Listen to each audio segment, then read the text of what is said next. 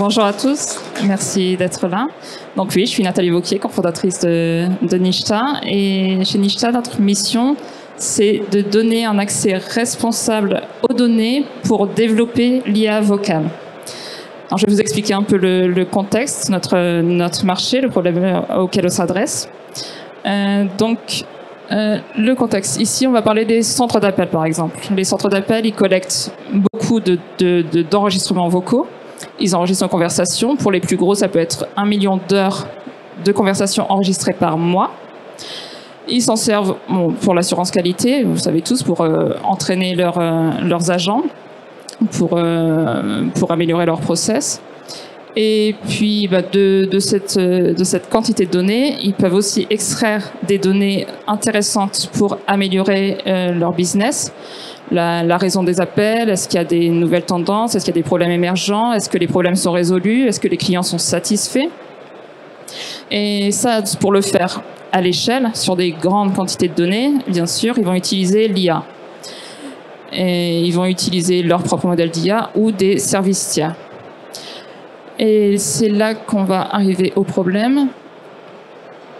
La voix, c'est une donnée particulière. C'est une donnée qui est très très riche à partir de la voix, des caractéristiques de la voix, donc du pitch, de l'intonation, de la hauteur, de la rapidité, et aussi à partir de tout ce qui est dans l'enregistrement qui n'est pas la voix, comme les sons de fond. À partir de tout ça, on peut déduire pas mal de choses. On peut déduire des choses comme l'âge ou la tranche d'âge, le genre, l'origine ethnique, l'origine socio-économique. On peut aussi déduire l'identité de la personne. La voix, c'est un facteur d'authentification de plus en plus, notamment dans les banques. Et puis des choses encore plus sensibles, j'ai envie de dire, des choses sur les conditions physiques ou mentales, certaines maladies, comme Parkinson ou Alzheimer, de la dépression. Et voilà, tout ça, vous l'aurez compris, c'est des choses très personnelles qu'on n'a pas forcément envie de partager. Et donc, on en arrive au problème. Les centres d'appel, ils ont beaucoup de données, des données qui ont énormément de valeur pour leur business, mais les données ne leur appartiennent pas et elles sont très sensibles. Donc, la solution aujourd'hui, et je pense qu'on est tous satisfaits avec ça, c'est qu'ils suppriment les données au bout d'un certain temps, 3 mois. Ça, c'est le RGPD, les usages qui vont guider la durée. Et voilà, donc on perd tous les mois énormément de valeur. La solution qu'on propose, nous, c'est de ne plus supprimer ces données, ou en tout cas pas totalement, mais juste supprimer les données personnelles à l'intérieur de ces enregistrements pour toujours garder cette valeur, sans bien sûr compromettre la vie privée des utilisateurs et des clients. Là, on arrive à notre produit. Donc notre produit, c'est un logiciel d'anonymisation de la voix. Mais pas seulement de la voix, on enlève la partie biométrique de la voix, ça je vais vous en parler un peu plus en détail après. Et puis on enlève aussi dans le contenu toutes les données personnelles, puisque bien sûr j'ai beaucoup parlé des caractéristiques de la voix elle-même, mais en général quand on appelle un centre d'appel, on va donner notre nom, notre prénom, notre adresse, notre numéro de compte. Donc ça aussi on le fait avec des briques de NLP classiques, un peu classique mais quand même à l'état de l'art bien sûr. Et donc ça, je pourrais en parler après si vous avez des questions. Donc on fait ça, on a du speech en entrée, du speech en sortie, et le signal, enfin l'enregistrement en sortie est toujours naturel, de haute qualité, donc utilisable pour les usages dont j'ai parlé, entraîner de l'IA, utiliser des outils d'IA pour extraire des données. Notre technologie, là on arrive un peu dans la partie plus technique, elle est basée sur 3 ans de recherche à l'INRIA, dans le cadre du projet Comprise, c'est un projet européen, projet H2020 à l'époque.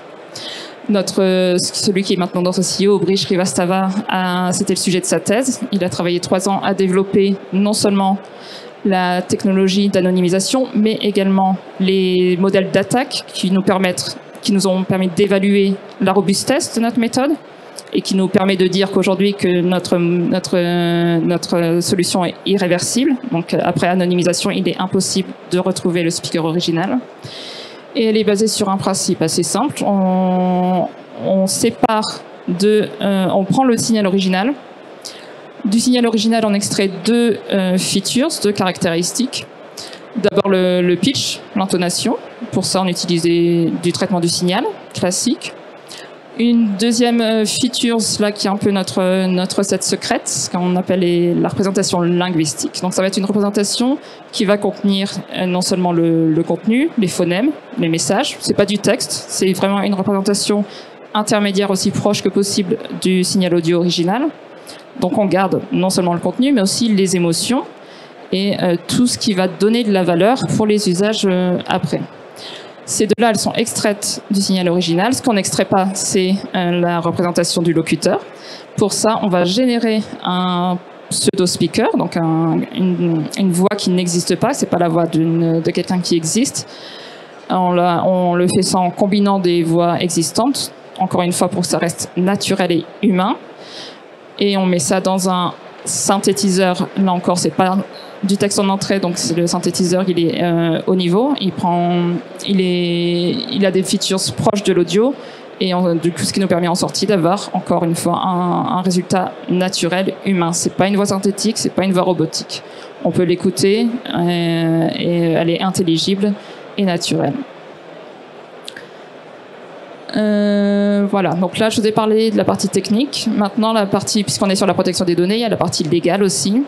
Comment on s'assure que ces voix sont anonymes? Quels sont les critères définis par la loi, par la législation, par les régulations pour qu'on puisse arguer que effectivement votre voix, les voix sont protégées. Donc là on s'appuie sur un travail d'un groupe de travail de l'EPDB qui a défini 3 critères qui vont permettre d'évaluer qu'un jeu de données, là on n'est pas au niveau d'un enregistrement, mais un jeu de données est bien anonyme. Donc ces 3 critères, ils sont, bon, bien sûr le travail qui a été fait, c'est sur tout type de données, on n'est pas sur la voix, hein, donc principalement les données tabulaires.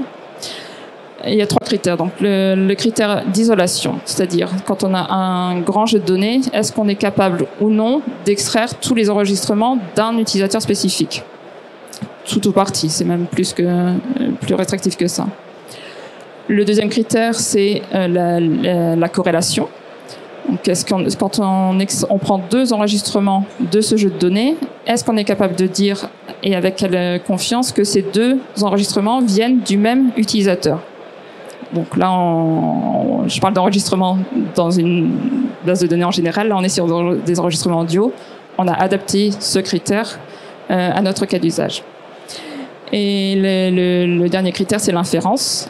À partir des données disponibles dans ce jeu de données, qu'est-ce qu'on peut déduire sur un individu en particulier? Est-ce qu'on peut déduire assez d'informations pour le réidentifier de façon indirecte? Donc voilà, on a évalué, ça c'était après notre recherche, ça c'est ce qu'on a fait depuis 1 an.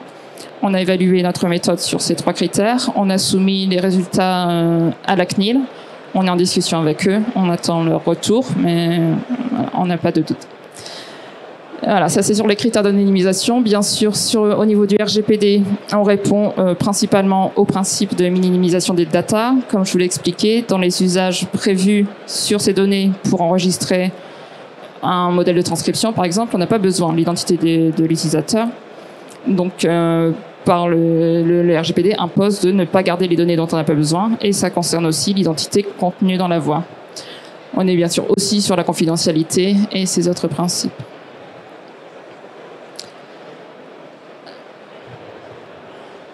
Ça marche. Putain. Ok, c'est bon. Je vais vous présenter rapidement un cas d'usage. Donc, je reste sur les centres d'appel. Je parle beaucoup des centres d'appel, c'est pas notre seul marché, mais il y a quand même énormément de potentiel et beaucoup de demandes de leur part. Donc, je suis dans un centre d'appel. Mon agent a une discussion avec le client. Bien sûr, l'appel est enregistré. Il va être stocké pour certains usages réglementaires ou formation des agents.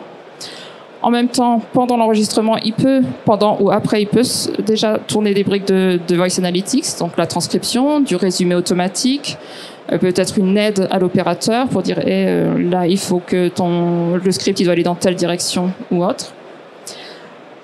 Mais par contre, il n'y a pas de lien entre ces deux-là. J'aurais dû croire, cette flèche-là n'est pas là non plus. C'est-à-dire que les appels ne sont pas utilisés pour améliorer cette brique-là. Et donc, en général, si vous êtes un peu dans l'IA, vous savez que les performances d'un modèle, elles dépendent beaucoup de les données qui ont été utilisées pour entraîner. Il faut qu'elles soient représentatives du cas d'usage pour lequel elles sont utilisées.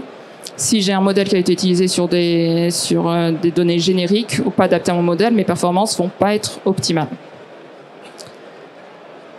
Ici, avec notre logiciel VoiceHarbor, on s'intercale entre le moment où la donnée est enregistrée dans le logiciel du centre d'appel et au moment où elle va être stockée. Et là, du coup, les données sont libérées.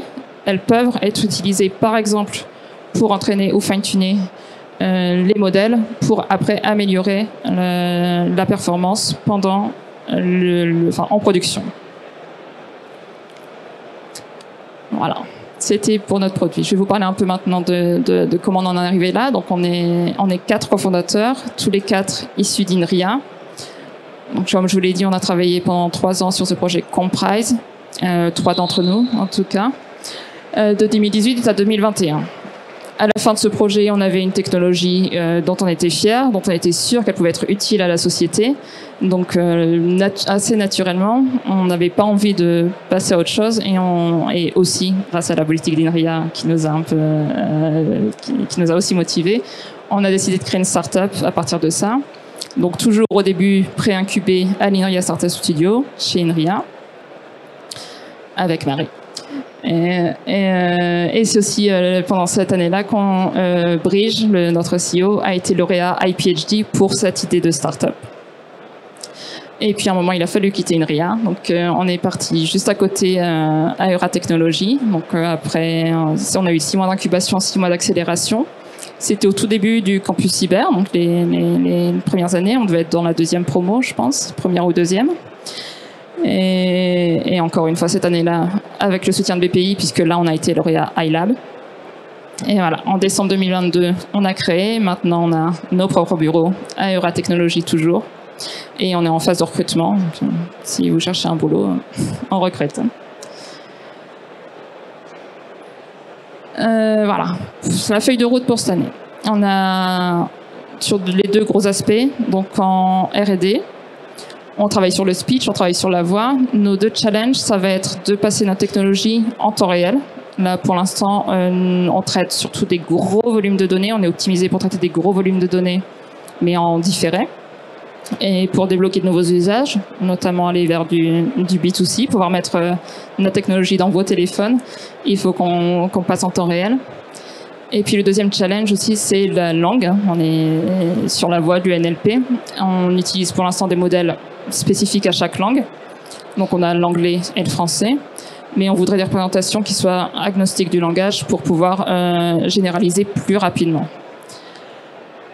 Et puis au niveau business, donc on a déjà déployé notre solution chez nos premiers clients, mais on est toujours en train de fine-tuner le produit. Si vous venez de la recherche, vous avez une technologie qui issue de la recherche n'est pas directement applicable en production dans la vie réelle. Et donc on est toujours à la recherche de nos early adopters pour un peu travailler avec nous et définir vraiment les fonctionnalités du produit. Voilà, si parmi vous il y en a qui sont intéressés, n'hésitez pas à me contacter et nous aider à affiner ce produit.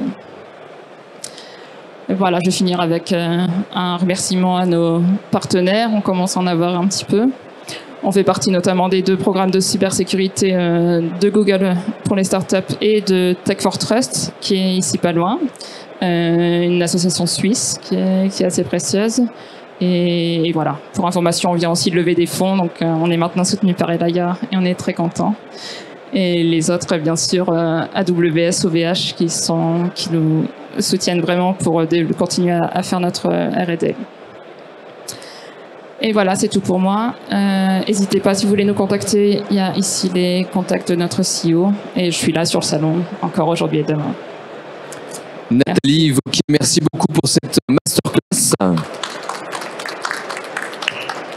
Alors, si vous le souhaitez, on peut faire quelques questions, questions-réponses. On a un peu de temps. Si Nathalie, bien sûr, vous êtes d'accord avec ça, hein, on ne le ferait pas contre votre gré. Mais si vous avez des questions, je le rappelle, hein, les questions, c'est souvent la plus dure. Les premières sont souvent les plus dures. Hein, et après, souvent, ça arrive. Mais si vous voulez, vous pouvez poser vos questions et je viendrai avec le micro. Encore une fois, hein, pas tous en même temps pour que je puisse gérer. Ah, excellent. Bonjour. Est-ce que dans un futur du produit, vous prévoyez d'intégrer aussi du speech to text ou éventuellement même du text to speech pour finalement avoir des fonctionnalités audio à partir d'éléments texte et ou de générer du texte en parallèle?